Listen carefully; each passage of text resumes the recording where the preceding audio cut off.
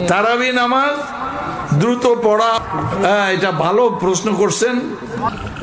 সেটা হলো তারাবি নামাজ বিসমিল্লাহির রহমানির রহিম আলহামদুলিল্লাহি রাব্বিল আলামিন আর রহমানির রহিম মালিকি ইয়াউমিদ্দিন ইয়াকা না'বুদু ওয়া ইয়াকা নাস্তাঈন, এটা নামাজের মধ্যে জায়েজ নাই। এইরকম পড়াটা এটাকে বলে হদর। হদর হলো মুখস্থ করার জন্য।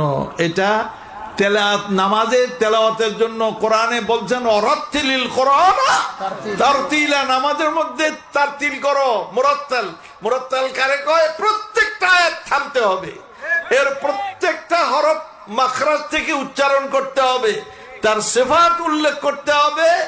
এই তিনটা শর্তে এটাকে বলে তারতিল। আর কোরআনের তারতিল ফরজ করেছে নামাজের জন্য। নামাজ পড়তে গেলে তারাবি পড়েন আর যাই পড়েন তারতিল পড়তে হবে। এইভাবে পাইকারি পড়া যাবে না, আমও যাবে, ছালও যাবে।